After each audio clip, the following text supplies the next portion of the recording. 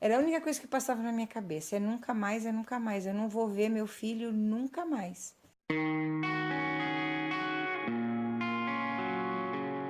E eu escutei, morreu! Ele deu um grito.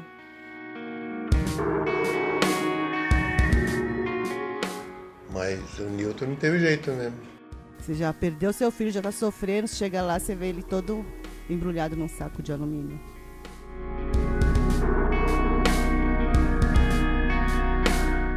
Quando eles foram embora, cara, foi metade de mim que foi junto.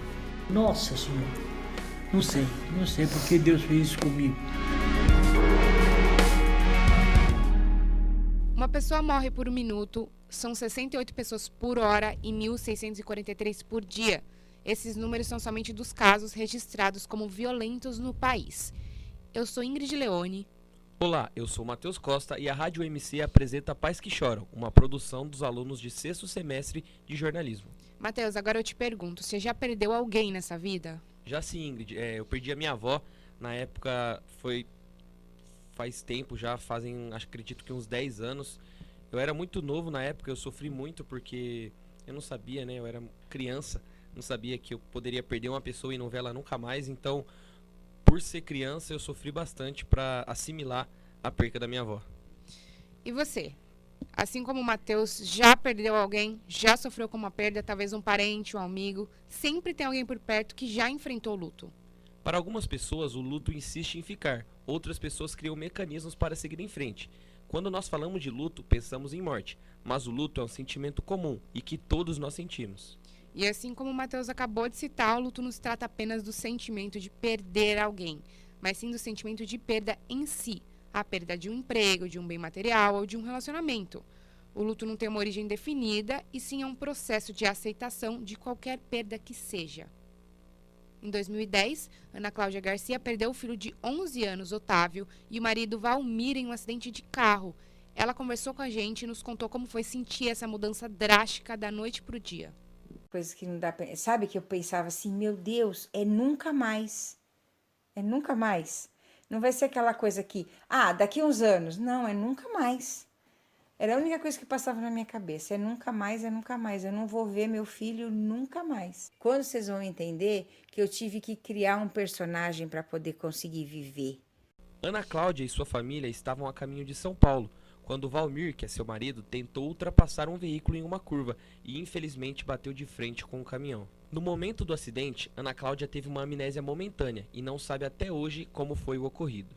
O caminhão acertou a lateral esquerda do veículo onde estavam Valmir e o filho Otávio. Ana Cláudia e a filha Giovana sobreviveram à batida. Já o filho e o marido morreram na hora. Sua filha mais nova, Giovana, conta o que sente quando chega em casa e não encontra seu pai e seu irmão. Quando eu tô em casa, assim, eu chego em casa da escola e daí tá a minha mãe aqui e eu só tenho ela pra abraçar. Daí eu queria abraçar meu irmão e meu pai também, dar oi. Como foi a escola? Perguntar essas coisas. Sei lá, eu só queria viver como uma família mesmo. Esquecer que eles morreram assim. Não ia relacionar nada à morte deles. Eu só queria assistir um filme, comendo pipoca. Só isso. Quem sofre muito com o acidente é Ana Cláudia. Ela diz que a dor depois do acidente é tão grande que isso faz com que ela sinta o cheiro do seu filho até hoje. Fui na formatura da Giovana, mas meu pai entrou comigo por trás. Eu não vi o clube. Lá eu não consigo ir. Essas coisas mexem muito comigo. Tem lugar, tem música que eu não consigo ouvir, que parece que eu sinto o cheiro dele. É essa sensação que eu tenho, que eu sinto o cheiro dele, que ele tá perto de mim. Então imagina você ir na sua casa que perdeu o seu filho, mas mesmo assim, quando você entra na sua casa, você ainda sente o cheiro dele, e isso faz com que você tenha muito mais saudade da pessoa que você perdeu. Ana diz que um dia antes do acidente acontecer, Otávio estava muito estranho antes de dormir. E é muito doido, né, Matheus? Porque numa conversa que a gente teve com a psicóloga, ela disse que normalmente os pais se culpam muito. E aí a Ana acabou falando a mesma coisa, né? Que ela se culpava e culpava, chegava até a culpar o marido também. No dia do acidente, a Ana Cláudia conversou com o Otávio e ele disse que queria ficar em casa com a avó. Mas como era muito apegado ao filho, insistiu para que o Otávio fosse junto. Um dia antes, eu achei que ele estava meio estranho, ele estava estranho. Eu fui dar um beijo de boa noite nele, ele me abraçou bem forte, ficou me olhando, aí ele balançou a cabeça no sentido negativo, assim. Eu falei, o que foi, Tavinho? Ele falou, nada, mãe, é que às vezes passam umas coisas na minha cabeça. O comportamento após o trauma, segundo a psicóloga Suleima Jolie Rodrigues, é natural e isso pode fazer com que a pessoa crie um personagem para viver. Sempre tem um personagem que a gente está representando. No caso do luto, ele traz muito sofrimento, falar sobre ele é muito complicado. Tem pessoas que ainda estão nas fases do luto, tá? Pode ser que essa mãe ainda esteja na negação, né? Que é a primeira fase. Então, eu não aceito que meu filho morreu. Então, como eu não aceito, eu não vou falar sobre isso. Eu crio uma barreira, uma blindagem mesmo, para que eu não permita que as pessoas falem sobre essa dor, porque eu ainda não consigo lidar com ela. Hoje, Ana Cláudia é proprietária de uma barraca de culinária italiana em Biritiba Mirim e está prestes a se casar novamente. Ela está tentando reconstruir a sua vida após o acidente e ela está focada agora em voltar para sua casa e também casar e seguir com a sua barraca na feira lá em Biritiba. E além da mãe do Otávio, quem também sofreu muito com a perda foi o avô Celso Garcia, que pede para o seu neto voltar. Você pensa que eu não peço para que ele apareça para mim? É, porque fulano aparece, fulano aparece. Ora, eu ia bater um bom papo, ia perguntar tudo, por que aconteceu, como foi isso. Eu ia questionar o Mimi, eu ia perguntar muito, ia abraçar eles, beijar. A saudade é muito grande, cara, a saudade é muito grande. Celso era comerciante em São Paulo e tinha 66 anos quando perdeu o neto. Hoje ele tem 75. Agora, Matheus, ele trabalhava com outra coisa, certo? Exatamente, Ingrid. Antigamente, ele estava acostumado a levar muitas alegrias para as casas das pessoas, né? Ele trabalhou muitos anos como palhaço em grandes emissoras da televisão brasileira. Seu Celso era conhecido como Palhaço Jujuba e fazia um trio de muita alegria com os palhaços Pururuca e Torresmo. Você se lembra deles, Ingrid? Então, eu lembro, mas não é da nossa época, eu acho, Matheus. Eu já vi alguns vídeos dele na internet. Pois é, Ingrid, não é da nossa época, já fazem muitos anos que ele foi palhaço, mas hoje ele tenta lidar com a perda de seu neto, mas não tem sido nada fácil. Até hoje eu não aceito, falo, por quê? Por quê? O Tavinho, um cara tão bom, um moleque tão bonito, tão bom. Por quê? Porque o Mimi que me tratava que nem pai, me chamava de pai. Por que aconteceu com ele isto? Não, eu imagino. O Celso diz que conversa com o neto até hoje quando ele tá sozinho no quarto.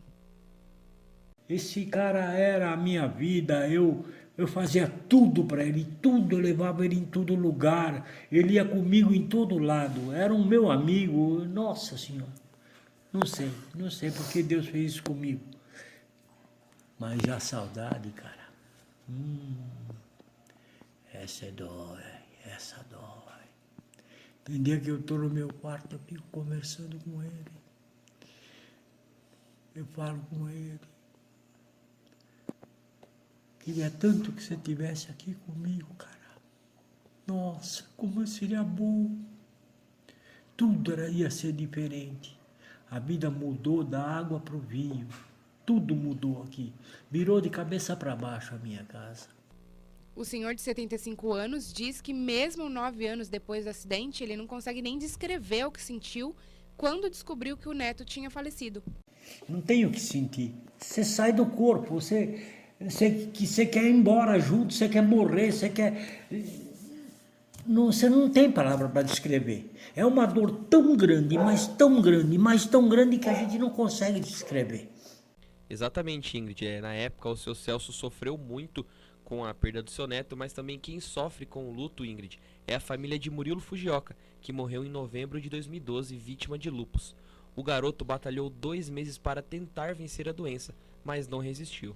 Sim, um padrão que a gente viu aqui entre esses dois casos que a gente apresentou é que eles eram muito novinhos, né?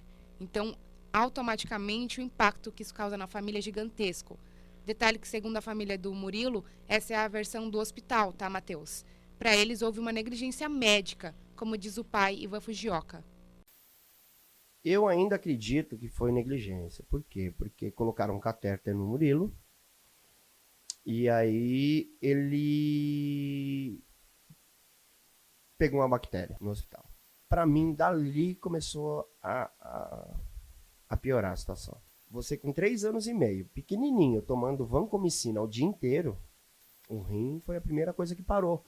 Ivan Fujioka, na época do acidente, tinha 40 anos quando perdeu o seu filho de 3, no ano de 2012.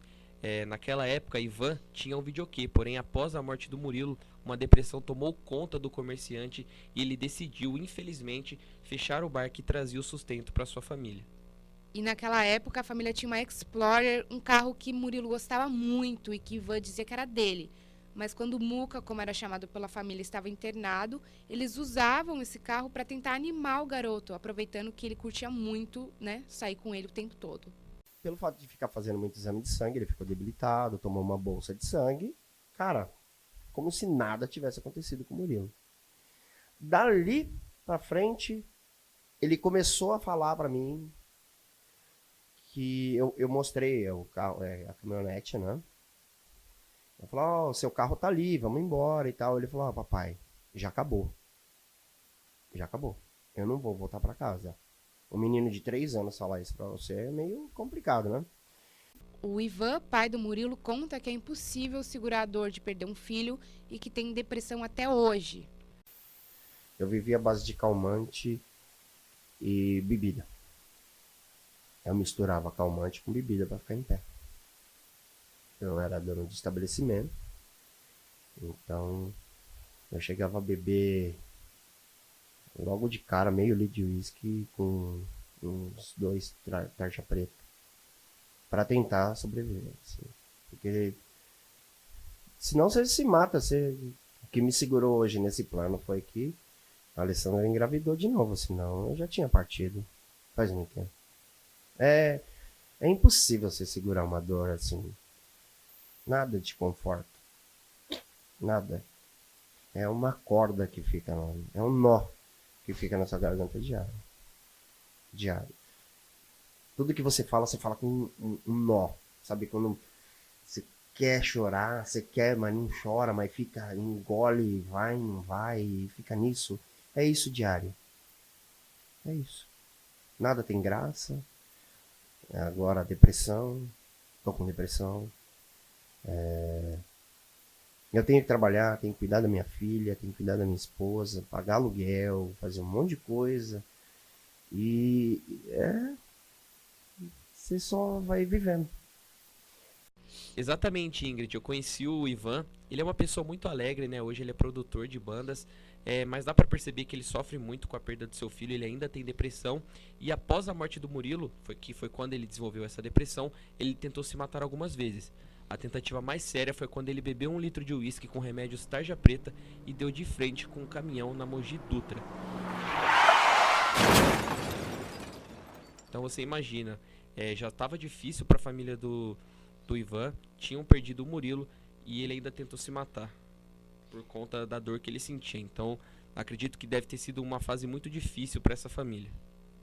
Sim, porque assim como o Ivan, a perda de um filho tende a isolar a pessoa da sociedade completamente, né? E levar a um estado de profunda solidão. A falta de entendimento por parte de quem está perto também influencia automaticamente nesse processo de luto. E é exatamente isso que a psicóloga Suleima diz. Ela conta que Ivan sofreu de um luto patológico. Então, tem alguns casos de depressão que a gente fala que é luto patológico. Porque assim, o luto, ele existe. Então, você perdeu alguma coisa, você vai sofrer. É um processo natural. Só que a tendência é que você, aos poucos, vai retomando sua vida, vai ficar aquela dor, aquela saudade. Quando é luto patológico, é nesse caso que você citou. O pai tentou se matar, a mãe. Quando a criança está em processo de adoecimento e é considerado terminal, aí nós começamos a preparar os pais para essa separação. No caso da criança também foi igual ao do menino, né? Que é uma doença que ela pegou repentina e aí foi ceifado, né? A gente tem que trabalhar o casal. Em alguns casos a gente encaminha para a psiquiatria, porque existe uma alteração química cerebral também, não só a questão emocional. Então é um trabalho paralelo. O psiquiatra trata com medicação para tirar daquele fundo do poço e, paralelamente, o psicólogo vai trabalhando essa perda. Quem também sofreu muito com a morte de Murilo foi a mãe Alessandra Izumi, que hoje, aos 43 anos, trabalha de recepcionista em um pesqueiro, restaurante com espaço para pescarias em represas. Antes da morte do Murilo, a vida da família era outra. Alessandra cuidava do videokê junto com seu marido Ivan, mas o estabelecimento faliu logo após o acidente, por conta da depressão que o casal desenvolveu. E além do pai do Murilo, que também tentou se matar e teve aquele caso na frente, que bateu de frente com um caminhão na Mogi Dutra, a Alessandra, mãe do Muca, conta também que passou por um processo muito difícil e diz que o pensamento de suicídio passou várias vezes pela sua cabeça. E tanto que eu queria mesmo me matar para mim ir com ele. Tanto que eu peguei o carro, só que eu não conseguia ligar o carro. E nisso ficou mais de um mês, assim, pessoas atrás de mim, para mim não fazer nenhuma besteira. Até quando eu ia no banheiro, tinha gente comigo pensando que eu ia fazer alguma besteira, mas a vontade não faltava.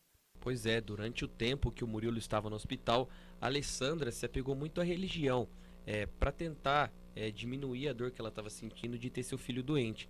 Mas após a morte do seu filho, ela disse que ficou com ódio de Deus. Você tá ali porque na verdade você tá morta junto. Acreditava que não ia acontecer isso, mas quando a médica veio falando, tanto que eu estava com uma Bíblia na bolsa, eu joguei a Bíblia no chão, porque é a primeira coisa que veio. Aí o pessoal, porque Deus quis assim. Foi muito ódio de Deus. Como que Deus vai levar meu filho? Uma outra parente, Ingrid, que também sentiu muito a morte do Murilo, foi Stephanie Izumi, que é prima dele. Inclusive, Matheus, ela contou pra gente que em momento algum pensou que o Muca não resistiria. Ela achou que ele ia ficar bem. Pra mim, ele ia ficar só mais um tempo no hospital e ele ia voltar pra casa. Eu nunca, acho que na cabeça de nenhum de nós, da minha família, acho que passou que ele iria morrer. Nunca passou na cabeça. O luto não é só uma etapa, mas quando essa fase natural se torna muito mais difícil, os especialistas chamam isso de luto complicado.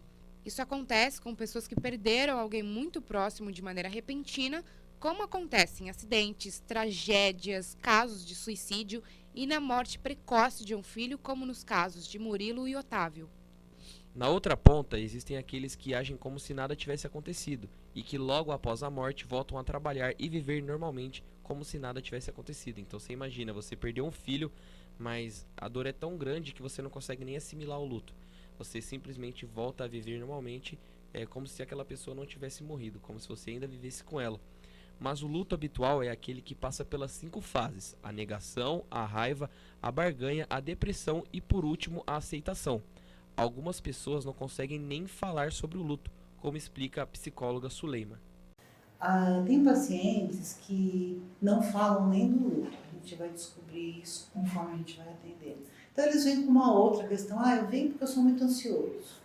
Eu venho porque eu ando triste. Aí na conversa ele acaba trazendo o luto para o atendimento. A psicologia ela tem várias abordagens. Cada uma tem uma conduta diferente para tratar o luto, entende? São teóricos diferentes, são fundamentações diferentes, são condutas diferentes. Eu sou cognitivo-comportamental. Então, eu vou trabalhar com a minha paciente os significados, porque eu vou fazer essa psicoeducação e eu vou falar que é o luto que tem fases de negação e que é importante que a gente faça alguns enfrentamentos. Então, eu trabalho com diálogo socrático. Então, eu vou conversando com o paciente, vou fazendo questionamentos para que ele consiga falar dessa dor e para que ele consiga sair dessa estagnação e caminhar. Detalhe que essas 5 fases, a negação, raiva, barganha, depressão e, por último, a aceitação, elas não necessariamente precisam estar em uma ordem. Então, você pode muito bem começar pela aceitação, que eu tô ok, tá tudo certo, e aí, do nada, você ir para raiva ou para barganha. Então, não tem uma ordem em si. Cada pessoa sofre e passa por esse processo de uma forma única. E todos os casos que a gente apresentou mostram a complexidade que é todo esse processo de luto. Você está ouvindo o documentário Pais que Choram e no nosso próximo bloco, como o luto é desencadeado.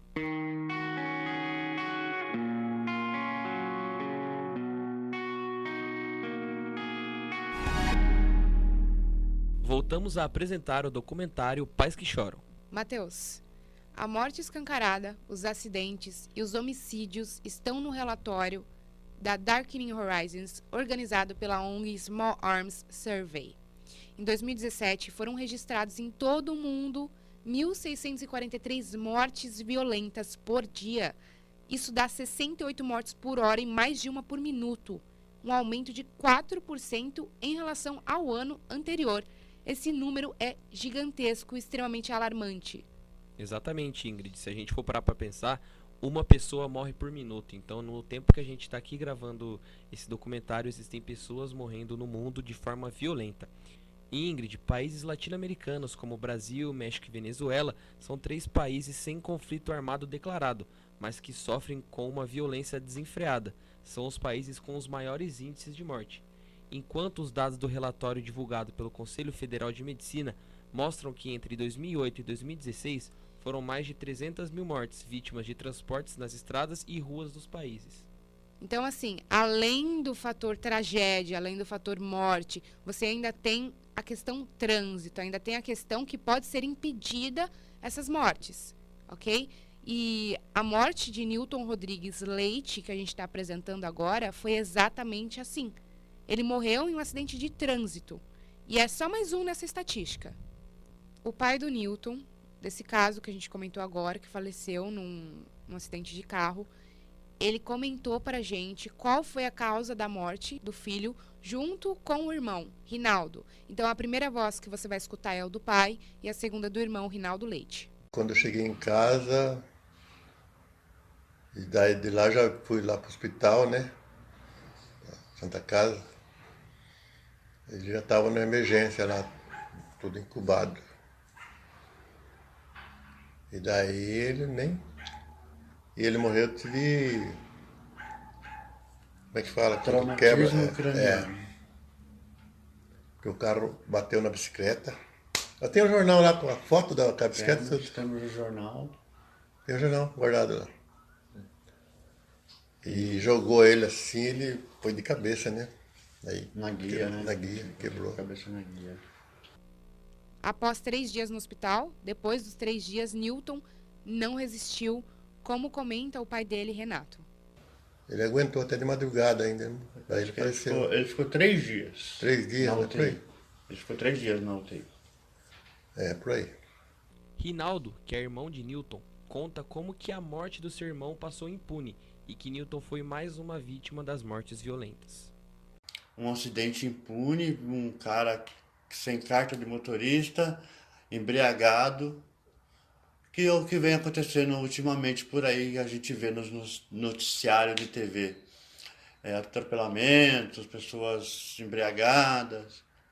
E, infelizmente, o meu irmão foi mais uma dessas vítimas.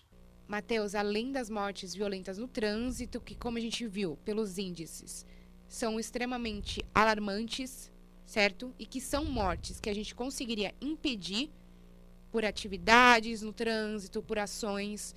As mortes causadas pelos mais variados tipos de câncer também dispararam. A gente trouxe um caso aqui exatamente de uma morte que foi o câncer que tirou, que é o da Silmara Mendes. Ela era dona de casa e autônoma e morreu aos 39 anos, muito nova. Ela morreu no dia 10 de agosto de 2008 e foi vítima de um câncer de pescoço e garganta. Tão nova, ela deixou o filho aos 7 anos, o Matheus Fernando Fontana, que foi adotado por ela no começo da vida. Hoje, ele tem 18 anos e cursa Direito na Universidade de Mogi das Cruzes, mas ele comenta que não consegue descrever com palavras o que sentia e que desenvolveu depressão após a morte da mãe. Bom, em primeira instância é confuso, porque você não consegue expressar em palavras o que você sente exatamente, você sente apenas que algo está faltando em você. E eu não sei exatamente quanto tempo tem, mas uma hora você percebe que tá tudo bem. Você não acha que vai ser preenchido de novo essa parte que tá faltando, mas você tenta e alguns raros momentos você consegue. E tá tudo bem. Eu comecei a ter depressão quando eu tinha uns 14 para os 15 anos. E falam que minha capacidade na matéria de matemática começou a diminuir logo depois que minha mãe morreu, mas eu não lembro disso.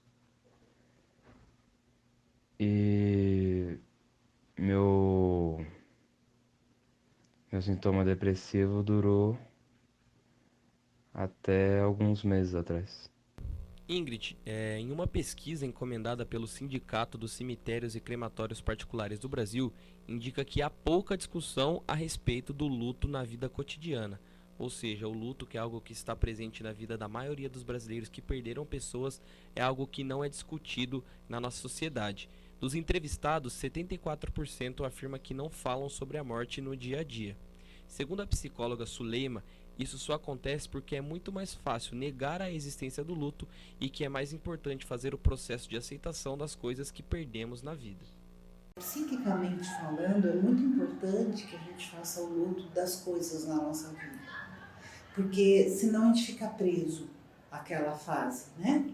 A gente não consegue ir para frente. Então, a gente conhece mães que elas acabam vivendo só em função desse filho que morreu, aí não deixa desmanchar o quarto, não dá as roupas, não consegue entrar no quarto, a vida conjugal dessa mulher acaba, ela começa a desenvolver um processo depressivo, e se não tomar uma medicação, logicamente que ela pode ir a óbito, né? Porque a depressão faz isso.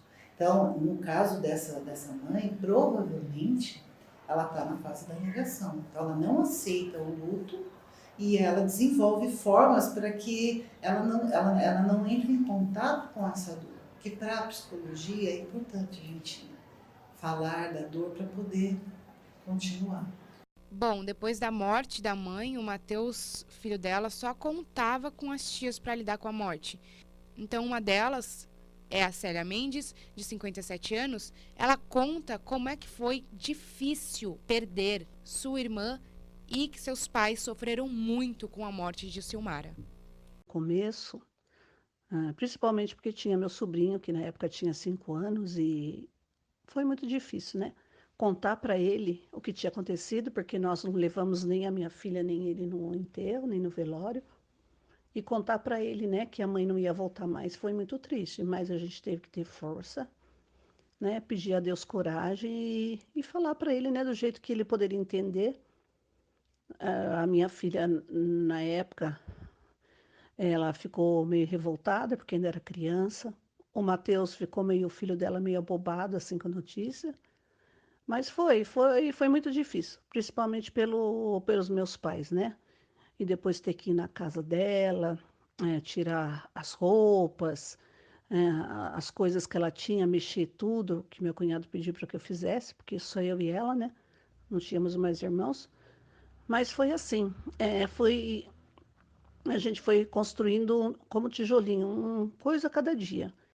Exatamente, Ingrid. A Célia conta também que sentiu no exato momento em que a sua irmã faleceu. Ela não estava com a sua irmã no momento da morte, mas ela afirma que sentiu algo estranho no momento em que a sua irmã veio a falecer. Eles só avisaram a gente que ela tinha falecido à noite. Mas o interessante é que na hora do almoço, a gente já estava assim esperando a hora, né? Aquela situação difícil onde todo mundo está em casa esperando o telefone tocar. E eu estava na sala com a minha prima e eu senti que é como se ela tivesse vindo até aqui e falado assim, olha, estou indo embora. E na mesma hora eu chorei e falei para minha prima assim, nossa, que engraçado, a Silmara não está mais entre a gente. Mas passou, como o hospital ligou só à noite, E depois que passou o enterro, tudo, um dia que eu fui na casa da minha irmã, eu cheguei a ver o óbito dela. E o que me espantou foi que a hora que eu vi o óbito, ela faleceu justamente no horário, logo após o almoço, que eu tinha sentido que ela já não estava mais entre a gente. Todas as pessoas com que a gente conversou sempre sentiram alguma coisa ou antes, ou minutos antes, ou sei lá, um sentimento no começo da semana. Todos eles sentiram que alguma coisa estava prestes a acontecer, né, Matheus? E a Célia, que era muito apegada à irmã Silmara, ela deixou um recado para a irmã. A gente só está em lados opostos, mas um dia eu vou dar esse abraço, com certeza, em espírito. Ingrid, você acredita que essa dificuldade só existiu para Célia? Com certeza não, Matheus. Os brasileiros associam a morte à tristeza, à dor e à saudade. O próprio tema em si é totalmente ignorado porque ele é ligado a esses sentimentos tristes. Então eu não tenho dúvida que a dificuldade existe para todo mundo. Pois é, Ingrid, homenagear a memória de quem esteve entre nós e partiu é uma prática presente em diferentes culturas, inclusive na nossa. Em outras culturas, a morte é tratada de maneiras diferentes. E você sabia, aqui, a gente na nossa conversa, você sabia que no México, nos dias 1 e 2 de novembro, os mortos têm a permissão divina para voltar e visitar parentes e amigos vivos? Sério, Ingrid, eu não sabia disso não. Como funciona? Você pode contar pra gente? Então, para isso, os parentes vivos enfeitam as casas com flores, velas e incensos, preparam as comidas preferidas de quem partiu e usam máscaras de caveira. Tudo que for relacionado à morte, eles incluem nessa época. A festa do Dia dos Mortos começa a partir do dia 31 de outubro, coincidindo com o Dia das Bruxas. Já em outros países como Itália, Suíça e Estados Unidos, os funerais são feitos em recintos religiosos ou em casa, com comida, bebidas e celebrações sem qualquer constrangimento, Matheus. É uma coisa muito natural para eles. Legal, realmente não sabia disso. E é uma celebração diferente da que nós estamos acostumados aqui no Brasil, né? Aqui no nosso país a morte é ligada a algo muito triste e em outros países até se comemora o Dia dos Mortos, né? É uma cultura totalmente diferente da nossa e que seria legal ser estudada, né? Ingrid, outra forma diferente de lidar com essa perda ocorre no Islã, que para quem não sabe é uma religião.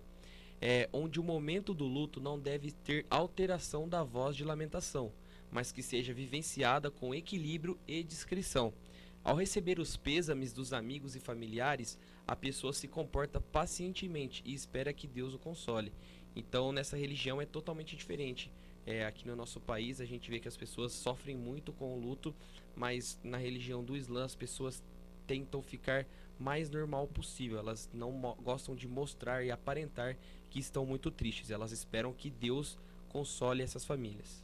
E nessa mesma religião, nos dias seguintes ao funeral, os familiares fazem leituras do Alcorão em casas e mesquitas, em reuniões discretas e realizam doações a comunidades carentes. Para quem não sabe, o Alcorão é uma espécie de Bíblia dos muçulmanos. E cada cultura tem, como a gente viu agora, a sua maneira de lidar com a perda. Além da cultura de cada país, há a cultura de cada religião, como é o caso do islamismo, que muda a maneira de como o luto é trabalhado. Então a gente vê como é importante também ocorrer esse respeito com a perda da outra pessoa. Porque mesmo que a gente está aqui no Brasil, por exemplo, não necessariamente a pessoa é da mesma religião. O Brasil é multicultural, né? Ele não é só católico, ele não é só evangélico. Você aqui dentro de um único país, você tem várias religiões. Então é muito importante, por isso, também respeitar todo esse processo de luto para a pessoa não se sentir acuada. Então, se você quer descrição, tenha a sua descrição. Se essa é a sua forma de sofrer, então ok também. É importante, acho que a palavra aqui é respeito, o que é bem legal. Você está ouvindo o nosso documentário, Pais que Choram, esse foi mais um bloco. E no próximo, a pergunta é, eles realmente superam a perda?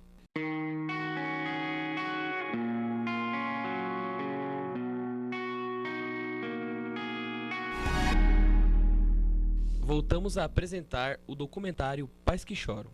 Ingrid, eu queria saber de você. Você imagina o quanto uma pessoa sofre depois da morte de um filho, um marido, uma esposa ou até um amigo? Vou ser bem honesta. Nunca perdi ninguém, nem pai, mãe, irmã, cachorrinho, gato, ninguém, nunca. Então não consigo imaginar esse sentimento de perda. Eu sempre tento entender, principalmente aqui com o nosso tema, tento entender e a gente sempre se simpatiza ou sente empatia pela pessoa. Mas eu não consigo nem imaginar, Matheus, é um sentimento gigantesco. Realmente, Ingrid, é muito complicado e cada pessoa lida de uma forma com essa perda. O desespero, a tristeza, a apatia, a negação e a fuga da realidade fazem parte do processo de aceitação dessa perda. Portanto, a impotência e a descrença frente à vida também são comuns. Mas em todos os casos, quem perdeu uma pessoa muito próxima mantém as memórias de quem não está mais aqui. E é muito comum manter os vínculos afetivos com esses filhos, amigos ou conhecidos. E mesmo quando já fizeram as pazes com a morte, não os esquecem em momento nenhum. Acho que não tem um dia que eu passo sem não pensar como seria se ela estivesse aqui. É que, embora eu não acredite em vida após morte ou algo assim, eu apenas espero que ela esteja orgulhosa de mim, em algum lugar. Como diz o Matheus Fontana, filho da Silmara Mendes, que a gente já apresentou o caso dela aqui, que morreu de câncer de pescoço e garganta, ele comenta que é muito difícil não pensar nela todos os dias. Já a psicóloga Sulema, que conversou com a gente, conta que o caso do Matheus é muito comum e também fala como o nosso cérebro armazena essas informações de perda. A nossa mente, ela tem um arquivo. Imaginem esses arquivos antigos que nós tínhamos em almoxarifado, guardava as fichas lá. Então, hoje já é comprovado cientificamente que nós nascemos com uma predisposição genética, que nós temos um banquinho de dados. Mas todo o resto são informações que nós recebemos na nossa infância, adolescência, no nosso desenvolvimento. Então, a reação da mente vai depender disso. Então, se você foi criada numa família que tem uma religiosidade ou que trabalha as questões de morte de uma maneira mais tranquila, a hora que você tiver uma perda significativa, vamos falar de uma pessoa que morreu, você vai reagir, a sua mente vai reagir de acordo com as informações que você recebeu. Então, tem pessoas que acreditam que, dependendo do vínculo que você tem de afeto com essa pessoa, também o trauma vai ser maior ou menor. Então, sempre tem um contexto. Pois é, Ingrid, mas apesar da dor, a vida continua. Não da mesma forma como ela era antes, mas ela continua. A Alessandra, mãe do Murilo, o Muca, engravidou novamente, e dessa vez uma menina, a Valentina. Veio a Valentina, que a Valentina foi um milagre, né? Aí eu parei para pensar. Enquanto eu estava xingando, brigando com Deus, ele estava trabalhando na minha vida. Porque ele mandou a Valentina assim, que nem tinha como vir. Era impossível. E ela veio. Aí eu comecei... Eu tenho gratidão, porque do dia que ela nasceu, parece que eu nasci junto com ela. 3 anos, eu só vegetei. No dia que a Valentina saiu da minha barriga, parece que eu nasci de novo. Como a gente consegue perceber, a família da Alessandra está tentando seguir em frente. A Valentina, que está com 4 anos agora, é a nova filhinha deles. A Alessandra cuida da casa durante a semana e trabalha aos sábados e domingos. Já o Ivan é produtor de bandas, como o Matheus também já havia comentado, em São Paulo, e sonha em ter um food truck de yakisoba. Então, assim, tá todo mundo super mexido, ninguém vai nunca conseguir superar essa situação, a perda, mas eles já estão na fase da aceitação. Eles já estão na fase de tentar superar e tentar seguir em frente. Exatamente, Ingrid. Na conversa que eu tive com o Ivan, ele falou que todos os dias ele ainda tem um nó na garganta dele, mas ele prefere focar no trabalho dele porque ele tem que botar comida na casa dele, né? Ele tem que cuidar da Valentina e da família dele. Uma outra família que busca seguir em frente é a família de Renato, pai de Newton. Eu lembro quando o Newton, ele guardava algumas coisas, né? E eu pegava, jogava fora. Ele falou, pai, pô, o senhor jogou. Né? Pai, o senhor jogou minhas coisas fora, pai, eu ia vender. Ele chorava. Então é isso, cara. Eu perdi 2 filhos. Não quero perder mais não, velho. Agora quero que Meus filhos vêm. Rinaldo, outro filho, trabalha como porteiro em uma das unidades de pronto atendimento da região. E Renato está aposentado, mas faz alguns bicos consertando fogão. Ele está namorando e gostaria de viajar para se distrair. Essa é uma informação muito legal, Matheus, porque como a família da Alessandra, eles também estão tentando seguir em frente, né? Então você consegue perceber que tá todo mundo aí, todo mundo passando por alguma coisa, mas também tá todo mundo tentando continuar com a vida. Como a gente comentou quase agora do Matheus, ele tem 18 anos e está fazendo Direito na Universidade de Mogi das Cruzes. Enquanto que a Célia, que é a irmã da Silmara Mendes, que morreu de câncer, está com 57 anos e é professora aposentada. Ela conta o que faria se reencontrasse a irmã Silmara. Eu acho que eu ia chorar muito na hora que eu visse ela, né, na minha frente. Mas eu ia abraçá-la, ia dizer para ela o quanto eu a amo, o quanto ela foi importante, que ela sempre foi uma irmã, uma filha muito boa, uma irmã, a gente se dava muito bem. Dizer que eu sinto muito a falta dela e que eu entendo que ela não foi embora porque ela quis, ela foi embora porque chegou a hora dela. E agradecer, porque eu sempre sinto ela perto de mim, agradecer a ela. É sempre muito importante a gente conseguir ver como essas pessoas estão hoje, né, tentando seguir sua vida e especialmente nesse caso da Célia, é legal ver o que ela sente ainda pela irmã e o que ela fala se ela reencontrasse a sua irmã que faleceu. Bom, Matheus, e a Ana Cláudia, a mãe do Otávio? Bom, a Ana Cláudia está com 50 anos, né, como a gente comentou antes, ela é proprietária de uma barraca de culinária italiana e está para se casar novamente no final deste ano. Ela é uma mulher de nariz fino, cabelos longos e um grande sorriso. Ela é muito feliz hoje. Ela sabe que ela passou por um momento difícil, mas hoje ela já está bem melhor. E ela é uma pessoa muito vaidosa, sabe? Ela se cuida muito. E ela deixou um recado para o seu filho Otávio. Na minha cabeça, meu filho tá viajando e qualquer hora menos hora eu falaria pro Otávio que eu não devia ter deixado ele ir mesmo, que ele devia ter ficado em casa. Mas aí vem aquela história, né? Mas se tinha que ser, ia ser de qualquer jeito. Mas que é para ele me perdoar, que se eu fiz alguma coisa errada, que ele me perdoe, mas é que eu só queria ele do meu lado aquele dia. Que eu amo ele demais, que eu dava uma perna para ele estar aqui comigo.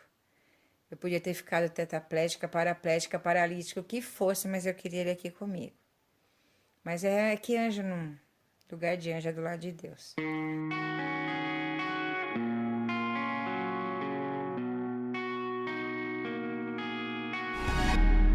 Esse foi o nosso documentário Pais que Choram. Muito obrigado pela sua atenção e muito obrigado por participar desse processo com a gente. A pauta, luto, sempre tem que estar na nossa mesa, sempre tem que estar na nossa conversa, porque se a gente não souber lidar com ele, então, o que acontece dentro da gente?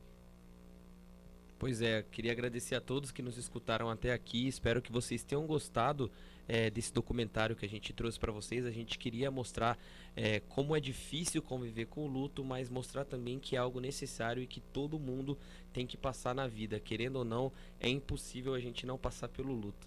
Então, muito obrigado a todos. Espero que vocês tenham gostado e até a próxima.